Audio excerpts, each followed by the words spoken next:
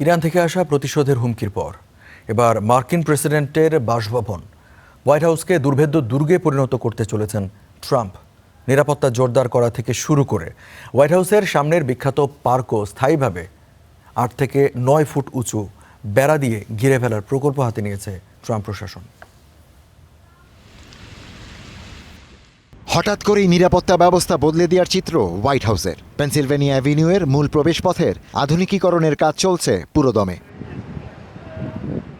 কড়া গোপনীয়তায় পুরো প্রকল্পটিকে বড় ত্রিপল দিয়ে ঢেকে দেওয়া হয়েছে। শুধু তাই নয়, হোয়াইট হাউসের চারপাশ স্থায়ীভাবে উঁচু বেড়া দিয়ে অবরুদ্ধ করার একটি প্রস্তাব নিয়ে আগামী ১৬ জুলাই আলোচনার কথা রয়েছে।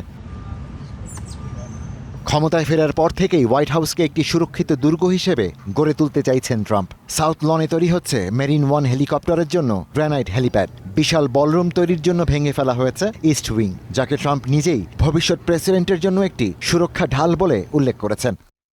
হোয়াইট হাউসের এই সংস্কার কাজ নিরাপত্তা ও আধুনিকীকরণের জন্য করা হচ্ছে। দর্শনার্থীদের জন্য অতীতে স্থাপিত অস্থায়ী বেড়াগুলো দীর্ঘমেয়াদে টেকসই নয়। একটি স্থায়ী ও উঁচু বেড়া সব ধরনের সম্ভাব্য সহিংস বিক্ষোভের উত্তেজনা ও ঝুঁকি প্রশমনে সাহায্য করবে। এদিকে ঘরের ভিতরে নিরাপত্তা বাড়ানোর পাশাপাশি ইরান থেকে আসা হুমকির জবাব দিয়েছেন খোদ মার্কিন প্রেসিডেন্ট। ট্রুথ সোশ্যালে দিয়ে এক পোস্টে ট্রাম্প স্পষ্ট জানিয়ে দিয়েছেন, ইরান যদি তাকে ছোঁয়ার সাহস দেখায় তাহলে তার পরিণতি হবে ভয়াবহ।